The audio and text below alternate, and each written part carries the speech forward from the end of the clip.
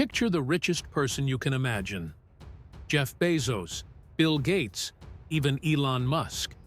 No matter who you choose, their wealth would look like pocket change compared to the subject of today's video.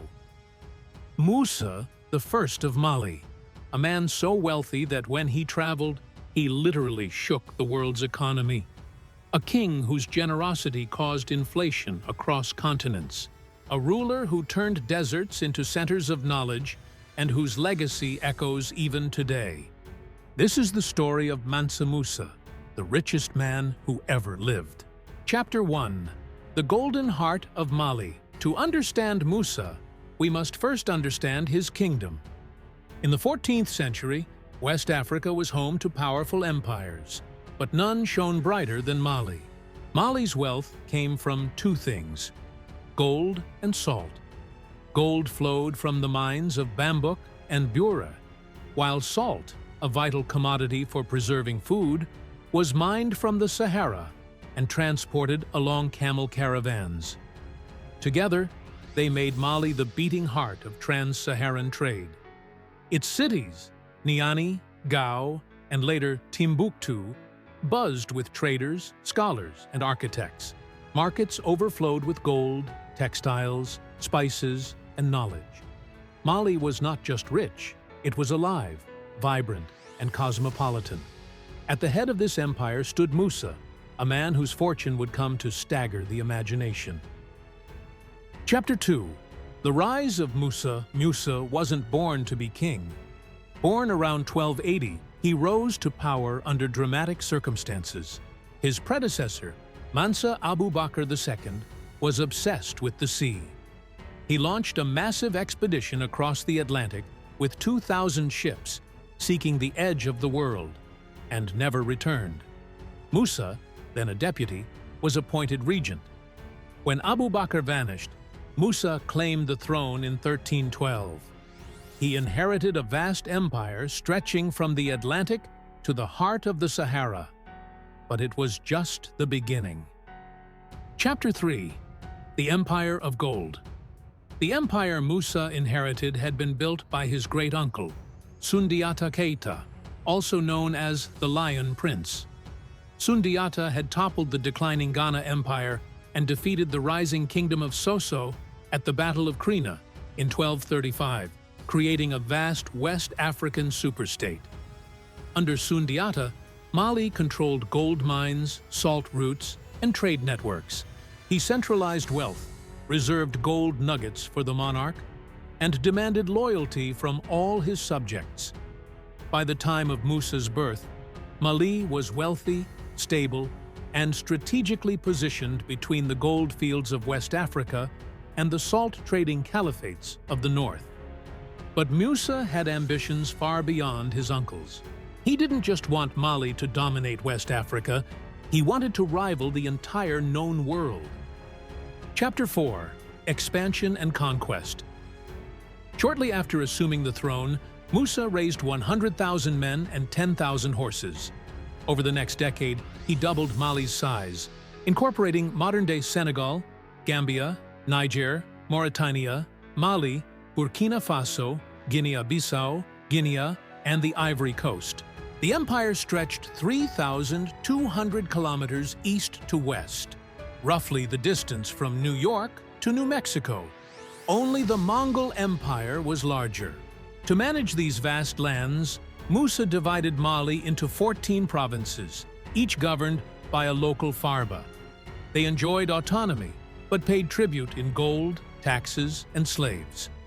By this point, Musa controlled half the world's known gold reserves, a fortune that modern economists estimate at $400 billion or more, though it's likely impossible to measure accurately.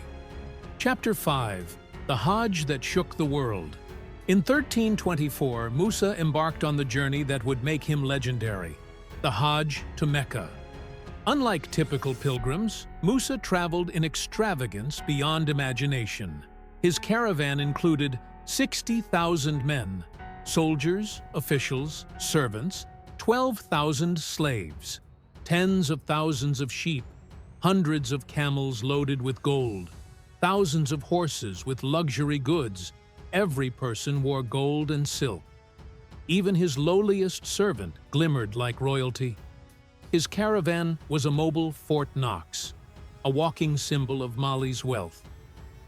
When Musa reached Cairo, the city of nearly 1 million people, his generosity caused chaos.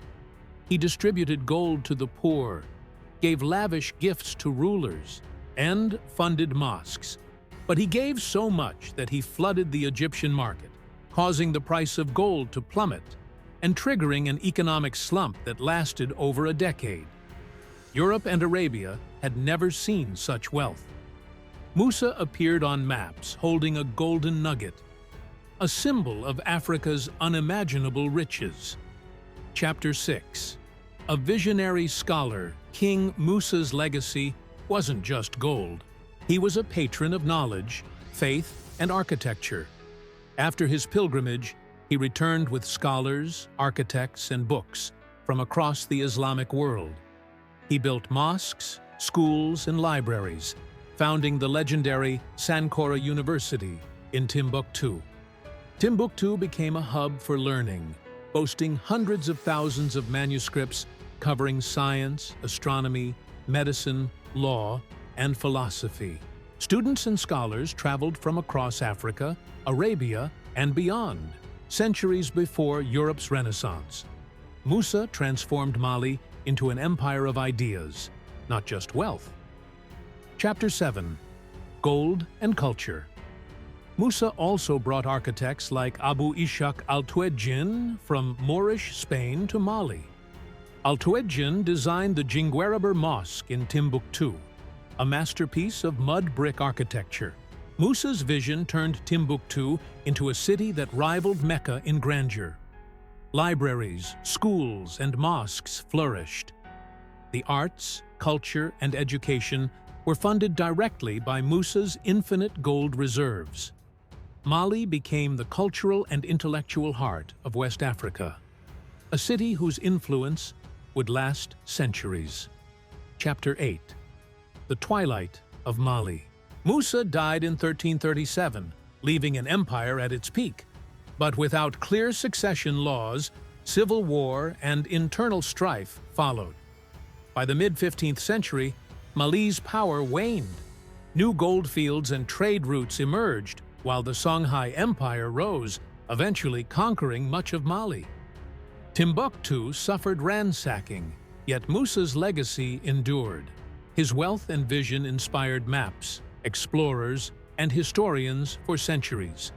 Even today, he remains a symbol of African power, wealth, and culture. Epilogue. The richest man in history. Mansa Musa was more than a king, he was a visionary. A man who understood that wealth without purpose is fleeting. By building cities, supporting scholars, and connecting cultures, Musa ensured that Mali's light would shine long after the gold had been spent. Next time you see billionaires like Jeff Bezos, Warren Buffett, or Elon Musk, remember the king who was richer than them all, a king who shook the world with his generosity, built one of the greatest intellectual centers of history, and left a legacy that time itself cannot erase. The desert may have reclaimed his empire, but the story of Mansa Musa, the man who gave away so much gold it crashed economies, will never be forgotten.